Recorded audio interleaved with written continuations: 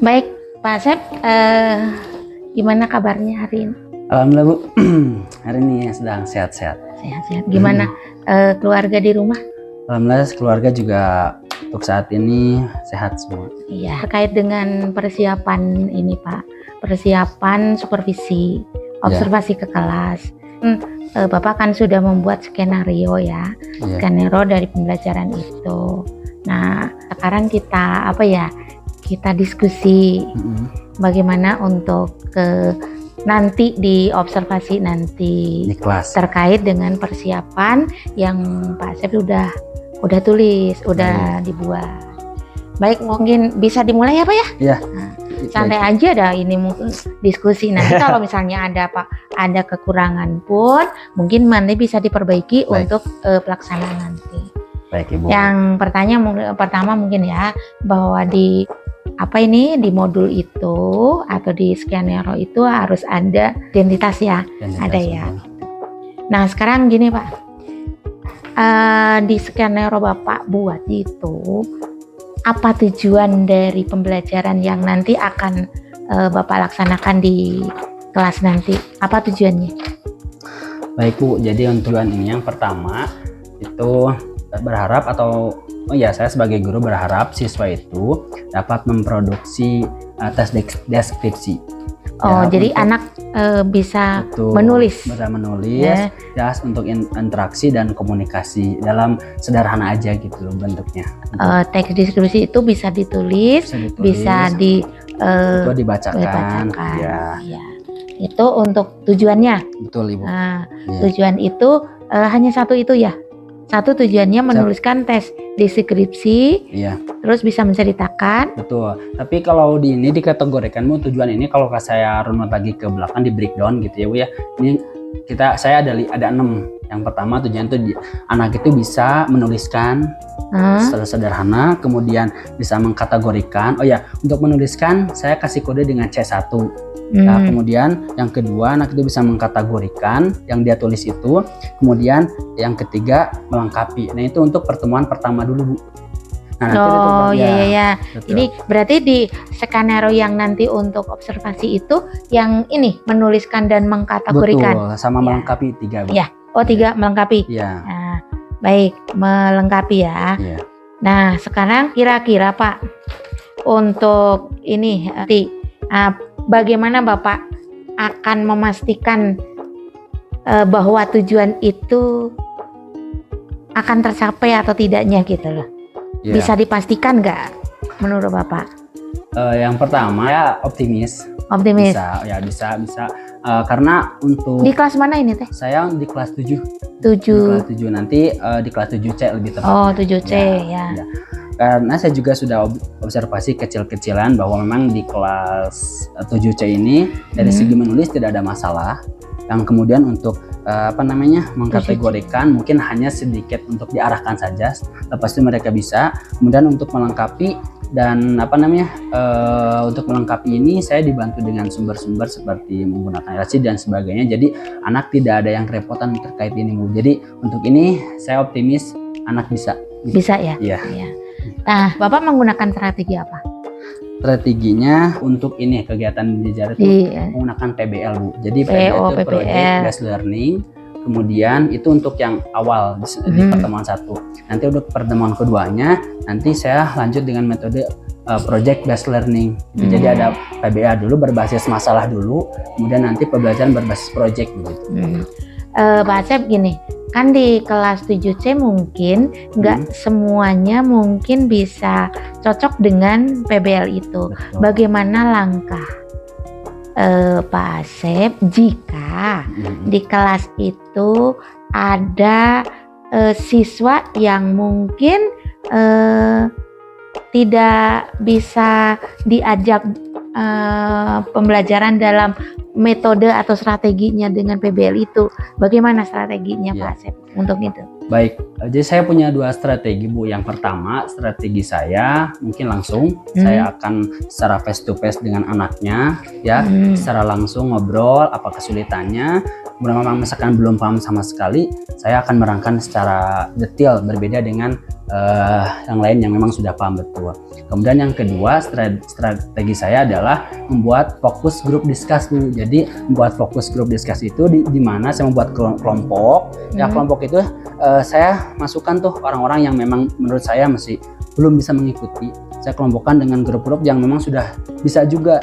Nah di situ kemudian saya akan minta memang yang sudah super ya, yang udah paham betul, nanti akan dibantu menjadi tutor. Jadi tutor sebaya masuknya gitu di dalam grup itu. Nah gitu yang strategi yang kedua. Yang pertama tadi dengan saya secara langsung begitu. Oh jadi Bapak tapi nggak mengkelompokkan bahwa misalnya si anak ini nggak bisa dikelompokkan, nggak seperti itu kan? Oh tidak, justru saya mengelompokkan dia misalkan yang memang benar-benar masih kurang, saya kelompokkan dengan dimasukkan juga orang yang sudah paham juga dengan materi saya. Di sana nanti akan berbagi tuh yang sudah tutor paham. sebaya. Betul. Biasanya kan siswa Bu ada yang segan dengan gurunya, tapi dengan temannya dia bisa menerimanya gitu kan. Seperti itu. Iya. Kalau gitu berarti pembelajaran itu sudah mengakomodir kebutuhan siswa. Betul, ya. Betul. Karena saat ini memang yang diinikan bahwa kita pembelajaran itu harus berpihak pada siswa, artinya disesuaikan dengan kebutuhan siswa. Betul, seperti kalau itu. Seperti itu berarti ini.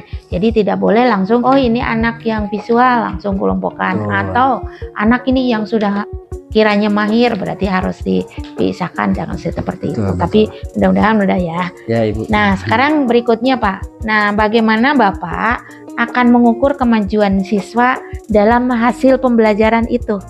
Gimana cara mengukurnya Bapak? Kalau mengukur, kan tadi optimis akan berhasil gitu. Ya. Gimana cara mengukurnya? Yang pertama Bu, saya dari cara menulisnya itu Bu, apakah dia sudah betul membuat kalimat itu sesuai dengan format yang sudah saya jelaskan itu. Bapak nyusun indikator itu nggak? Indikator misalnya tulisannya harus apa? Oh ya, saya kalau di rencana ini memang tidak dijelaskan secara langsung ya Bu, tapi saya mempunyai indikator sendiri gitu. Tapi memang saya nggak dicatat. Yang pertama indikatornya dari cara menulis dia sudah betul, seperti ada subjeknya, ada subjek, ada verb kalau dalam bahasa Inggris itu, kemudian ada objeknya. Begitu sehingga menjadi kalimat yang sempurna, yang bisa dipahami maksud dari kalimat tersebut. Itu Ibu. Kemudian yang kedua mengkategorikan. Nah kategorinya itu ada 3 kalau di dalam RPP ini Bu. Yang pertama mengkategorikan apakah anak sudah paham dengan kalimat lurus, atau saya sering disebut dengan positive sentence, apakah ini negative sentence, atau yang terakhir apakah ini interrogative sentence, apakah ini kalimat tanya, kalimat menyangkal, atau kalimat lurus begitu. Jadi Bapak kayaknya membuat indikator. Iya, membuat indikator itu. Terus dalam mengamati, mengukur bahwa si tujuan itu tercapai, apakah dengan hanya sekedar asesmennya formatif berbentuk tulislah deskripsi tentang ini, atau ada asesmen khusus? Ada Bu, jadi bentuk asesmennya hanya tidak selalu atau tidak melulu bentuk tulisan secara langsung anak ya. Saya juga dalam bentuk games. Ya dalam hal ini saya menggunakan kuisi, juga menggunakan word wall. Di sana saya membuat kalimat misalkan yang rumpang. Yang rumpang ini betul, di dalam word wall itu ada rumpang. Kira-kira mana nih yang cocok sama anak untuk dipasangkan menjadi kalimat yang sempurna. Sehingga dari situ saya juga melihat berarti memang siswa atau peserta didik ini sudah paham terkait kalimat positif, negatif, sama interrogatifnya. Jadi Bapak menggunakan teknologinya kuisis sama word wall gitu. Tapi untuk anak mungkin ada nggak kendalanya kalau misalnya ini digunakan kuisis atau menggunakan word wall? Itu berarti anak perlu internet dan sebagainya. Bapak gimana untuk mengatasi hal itu? Nah, untuk ini untuk kendalanya yang pertama betul dari sisi internet dulu. Dari sisi internet karena belum begitu merata ya Bu ya internet, tetapi bisa diakali dengan data seluler anak masing-masing. Kemudian dari situ juga saya meminta atau mengajarkan ke anak-anak untuk bersimpati kepada siapa temannya yang tidak memiliki internet. Kalau tidak terjangkau dibantu oleh temannya secara tethering dan lain sebagainya. Tuh. Nah, kemudian yang kendala kedua memang dari kepemilikan gadget. tidak semuanya memang udah mayoritas memiliki, tapi ada beberapa, sehingga saya untuk mengakali atau solusi dari itu saya nggak apa namanya yang tidak ada handphone ikut dulu dengan yang ada handphone di kelompok. Tetapi secara keseluruhan itu masing-masing. Tapi nggak apa, ketika yang tidak ada handphone boleh bergantian atau boleh mengerjakan bareng, yang penting hasilnya apa namanya tadi nanti akan ketahuan.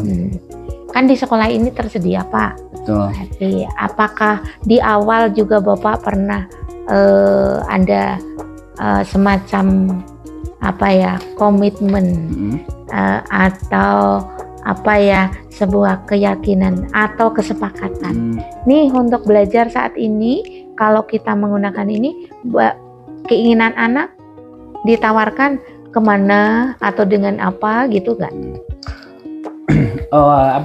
Saya menawarkannya seperti ini, Bu, menawarkannya solusi buat anaknya seperti ini, misalkan untuk yang tidak, terutama yang tidak bawa handphone, kamu mau nunggu dulu sebentar, nanti dipinjam oleh temannya, atau mau minjam nih handphone bapak, tapi nanti juga akan terbaca nama kamu gitu, atau seperti apa. Tapi anak-anak kebanyakan pinjam ke temannya, sehingga dari situ memang anaknya masalahnya udah kelar gitu. Kalau misalkan dari situ tidak ada kendala lagi. Cuman mungkin dari itu, Bu, dari mungkin lebihnya dari jaringan internetnya. Jaringan internet. Lebih pernah belajar di keliling di luar kelas kan? Di luar kelas sudah. Ini juga gitu. Tanggapan anak gimana? Banyak yang seru juga, Ibu. Jadi ada yang tertarik banget misalkan jadi tidak terlalu jenuh katanya kalau di luar kelas, dan mungkin anak yang secara langsung bilang ke saya kalau di rumah biasanya lebih fresh gitu, bisa bisa lebih fokus begitu. Jadi itu alternatif andai kata ada permasalahan yang terkait dengan proses pembelajaran yang mungkin dari tujuan itu nanti dikhawatirkan tidak sampai dengan kendala beberapa yang tadi. Satu, fasilitas sarana, keduanya juga kemampuan anak-anak tidak mau diskusi. Baik Bapak Asep, pernah nggak melibatkan orang tua dalam proses pembelajaran? Mungkin di kelas, kalau di kelas 7C mungkin kelasnya anak-anaknya bagus, tapi mungkin di kelas yang lain yang Pak Asep ajar mungkin ada siswa yang mungkin dikategorikan mungkin sebagai joker lah gitu, ibaratnya gitu. Pernah nggak melibatkan orang tua dalam proses pembelajaran atau misalnya perencanaan pembelajaran? Baik, Bu. Jadi yang untuk itu terus terang kalau secara langsung gitu saya diskusi dengan orang tua belum sampai ke situ. Tetapi mungkin untuk dukungan dari orang tua untuk proses pembelajaran ini mungkin salah satunya penyedia sarana jaringan internet gitu, Bu, untuk saat ini. Tapi kalau secara langsung dalam proses misalkan diskusi perencanaan bagaimana anak itu gitu memang saya belum, Bu, untuk itu. Tapi untuk kedepannya insya Allah saya akan rencanakan atau agendakan supaya lebih bisa melibatkan orang tua dalam proses pembelajaran. Terutama gini Pak, untuk anak yang mungkin bisa dikategorikan masih low. Di tingkat itu mungkin bisa, atau yang super gitu. Yang super itu dalam artian dari sikap lebih itu. Jadi nanti itu perlu pelibatan orang tua, atau kadang mungkin anak-anak yang punya masalah itu, jadi perlu dilibatkan. Terus ini Pak, untuk yang tentang konten tentang konten, apakah Bapak mengakomodir nggak? Misalnya gini, ini kan anak mungkin ada yang visual, ada yang auditory, ada mungkin juga ada yang kinestetik. Bapak menyediakan atau membuat konten yang beragam nggak untuk antisipasi anak-anak yang seperti itu? Betul, Ibu. Saya menyediakan, yang pertama saya coba dulu menjelaskan secara tatap muka. Bagaimana nih mendengarkan anak itu kalau saya jelas secara langsung. Jadi auditory Untuk mencoba visualnya, saya coba menggunakan LCD. Menjelaskan menggunakan LCD, menggunakan gambar-gambar yang menarik buat anak. Kemudian selain gambar juga saya menyediakan video-video yang berkaitan dengan materi. Gitu, nanti seperti apa audio visualnya. Nah, kemudian untuk yang kinestetik memang untuk saat ini saya hanya bermain belajar di luar saja dengan cara main game di luar, atau misalkan game kecil-kecilan yang menyangkut dengan pelajaran ini begitu. Ya, berarti Bapak teh menyediakan konten yang beragam juga untuk mengakomodir siswa yang dalam belajarnya mempunyai dalam satu kelas itu ada yang bervariasi. Baik, yang berikutnya Bapak ya, untuk metode pengajaran yang Bapak terapkan, bagaimana untuk menghadapi siswa yang tadi kan mungkin ada yang auditori, ada yang ini. Nah, untuk metode yang tadi Bapak PBL tadi gitu, gimana cara menerapkan metode ini dengan anak yang beragam? Iya. Untuk itu yang PBL ya Bu ya, berkaitan dengan metode. Ya, tadi kan saya observasi dengan cara tadi ya 3 itu dari game, kemudian menggunakan. Nah kalau dari game itu Bu yang pertama ya untuk yang kinestetik dulu. Nah ternyata lebih efektif itu dengan cara saya menyediakan kata-kata yang berhubungan dengan materi, kemudian saya bisikan ke si teman itu dan teman-teman membisikkan ke sana, dan setelah itu hasilnya ketahuan nih yang memang dia kinestetik suka main game. Nanti ketika penyimpulan tuh di akhir dia yang kinestetik tuh akan sesuai dengan apa yang saya sampaikan. Nah kemudian dia dicatat di whiteboard kemudian gitu. Kemudian yang kinestetik ini ya tadi gunakan quizzes dan lain sebagainya. Dari situ buat grup juga jadi tim. Nah dari situ juga kita ketahuan nih dengan masalah yang mereka itu apa aja nih yang harus dicari, dan mereka mencari. Nah memang yang kinestetik itu yang visual itu dia akan lebih cepat mengetahui, dan emang hasilnya juga sesuai yang saya harapkan. Memang seperti ini yang saya mau gitu. Kemudian apa tadi ya, yang auditori, dengan auditori Bu, saya dengan menjelaskan aja pun gitu ya, instruksi dan lain sebagainya ya, masalahnya apa, dia akan langsung bisa memecahkannya itu. Ya gitu. Kalau gitu berarti itu udah ini ya. Jadi Bapak udah membuat metode-metode yang sekiranya untuk mengakomodir yang sesuai yang beragam kebutuhannya gitu. Terus yang berikutnya, memastikan siswa memiliki gaya belajar itu berbeda untuk respon anak dengan baik itu seperti apa Pak?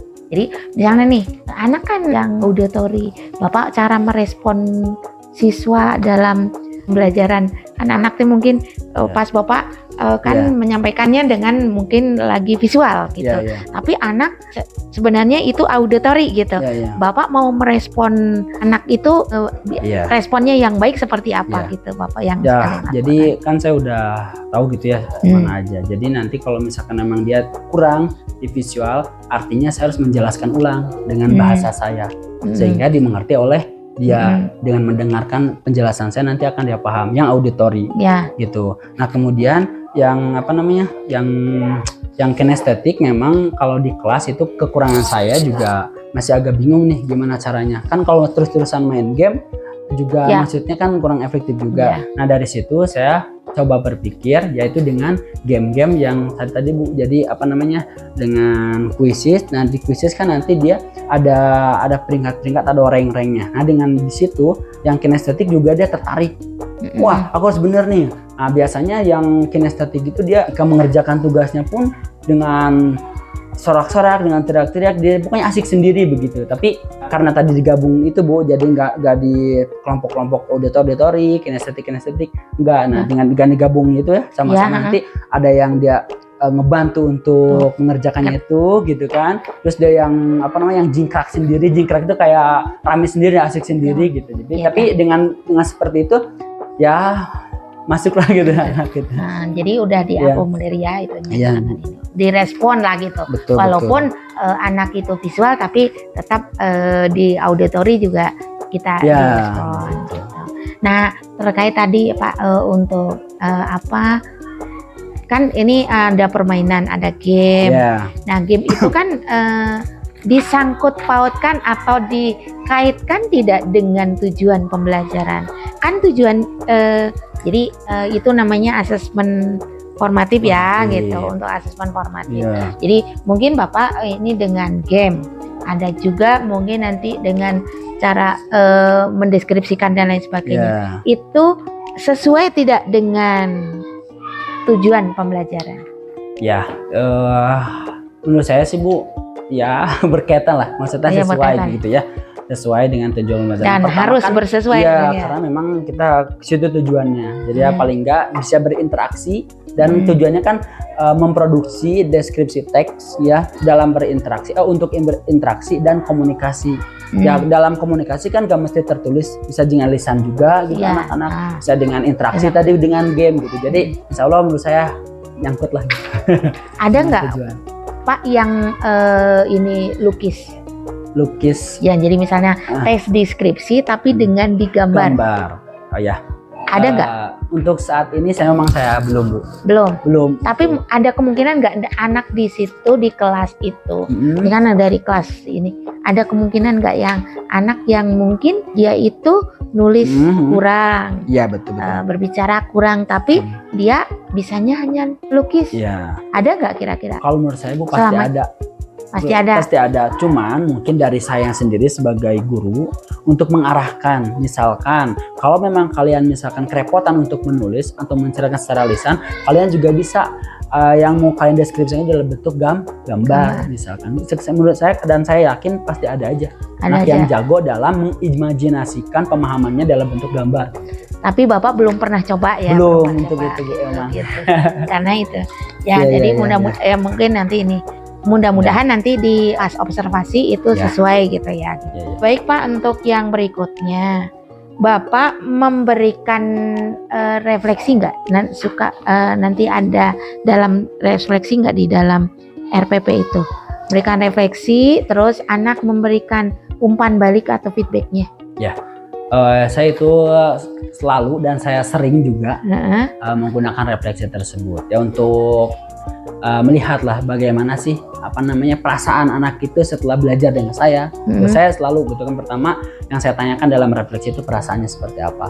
Ya. Kemudian ilmu baru apa yang kamu dapatkan setelah belajar hari ini gitu. Jadi minimal ada 2 pertanyaan itu yang ditanyakan ke anak untuk mengisi refleksi tersebut. Dan untuk mengisinya saya perbolehkan anak untuk dalam bentuk misalkan tulisan, misalkan contoh senang, atau juga saya disuruh anak untuk dalam bentuk emoticon. Misalkan perasaan kamu tuh bisa silakan digambar, boleh senyum atau apa. Di gambarnya di buku. Sticky note. Oh, di sticky note. Sticky note supaya ditempel. Ditempel. Ada yang di buku juga, jadi nanti saya rekam, tapi seringannya saya di sticky note. Ya, gitu. Bapak itu kan feedback itu adalah gambaran kita untuk ke depan. Ke depan. Kalau memang tanggapan anak, perasaan anak, ataupun saran dari anak tentang atau misalnya feedback dari anak itu kiranya untuk perbaikan ke depan, langkah Bapak gimana gitu. Misalnya nih, ternyata pelajaran ini tidak menyenangkan misalnya gitu. Terus ini ternyata variasi tujuannya juga memang belum ini. Gimana untuk tindak lanjut dari feedback anak itu? Anak tuh ternyata ngasih feedbacknya tidak sesuai dengan harapan kita gitu. Terus tujuan kita ternyata juga anak untuk menuliskan deskripsi juga anak banyak itu gitu. Untuk langkah ke depannya Bapak gimana rencana kalau misalnya perbaikannya gitu? Betul ya. Lihat dari refleksi yang dari anak itu, yang pertama yang saya lakukan yaitu mencari metode lain yang bisa sesuai dengan tertarikan anak dalam belajar. Gitu. Misalkan yang biasanya saya menggunakan terus-terusan pakai slide, pasti anak ada jenuhnya misalkan ya. Saya anakin sebelumnya nanti saya akan gunakan pakai dengan kegiatan ice breaking dan lain sebagainya untuk memunculkan anak semangat kembali dalam belajar gitu. Salah satu metodenya saya itu menambahkan ice breaking gitu di pertengahan selanjutnya gitu. Dan gimana caranya, pokoknya saya akan mencari cara untuk anak itu lebih tertarik untuk kedepannya. Tertarik dan pembelajaran itu bermakna gitu ya Pak gitu. Walaupun mungkin ibaratnya tujuannya 3 dalam waktu 3 TP ya, dalam waktu kurang lebih 90 menit ya. 90 kurang lebih segitu Bu. Segitu.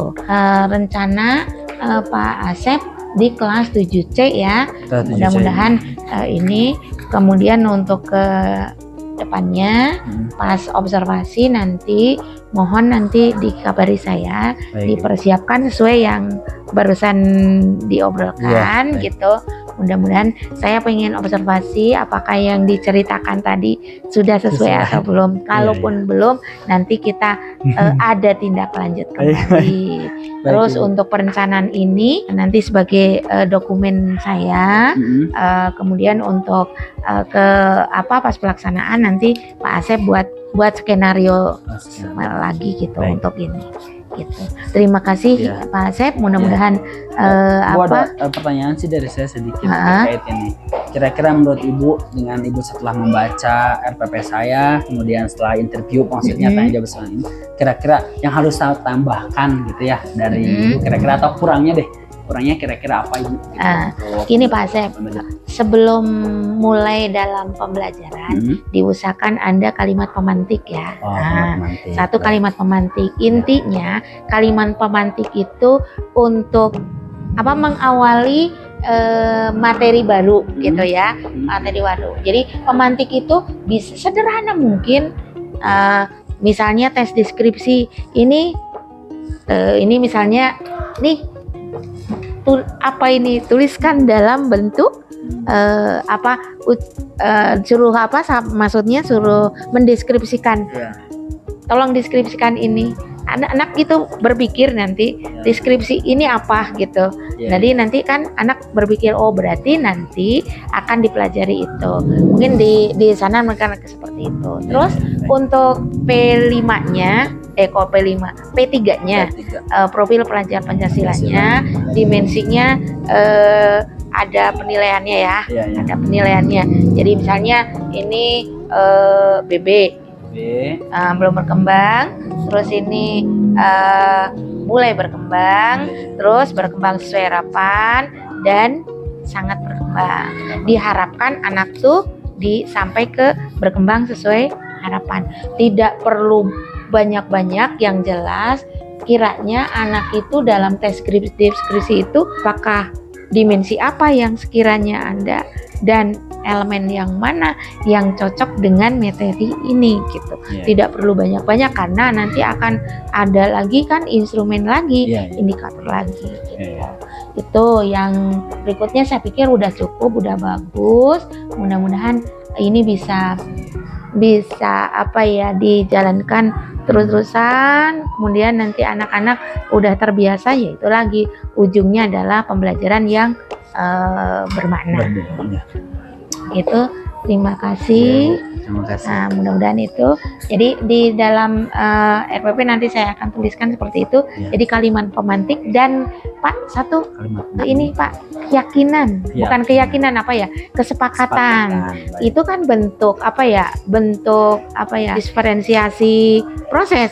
Nana, nih hari ini kita mau belajarnya kayak gini. Mau di mana kamu diskusi? Kalau misalnya diskusi mau di ruangan ini atau mau di ruangan yang dekat-dekat sarananya tadi kendalanya dengan internet juga ya. Kan jadi anak-anak bangun seperti itu aja. Jadi memang anak kan kemarin ada guru teman kita juga ada yang belajar di bawah pohon. Saya pikir lihat anak itu lebih fresh yang tadi Bapak sampaikan. Kalau Bapak mungkin dengan menggunakan game dan ini fresh gitu. Tapi mungkin dari segi sarananya anak masih ada kendala juga. Ya mudah-mudahan bisa melibatkan orang tua tadi Pak gitu. Jadi nanti dari kendala sarana itu bisa terpecahkan dan tidak ada kontra dari orang tua. Gitu. Terima kasih Pak Asep semuanya, mudah-mudahan bismillah di kelas 7C. Waktunya mau kapan ini tuh? Insya Allah kalau Ibu tidak keberatan hari Rabu. Hari Rabu ya, untuk jamnya saya lupa, nanti saya kasih atau Ibu sebelumnya. Misalkan atau 15 menit sebelum saya di kelas ini, kelas 7C, nanti saya kabarkan Ibu. Terima kasih ya Pak Asep ya. Sama-sama Ibu.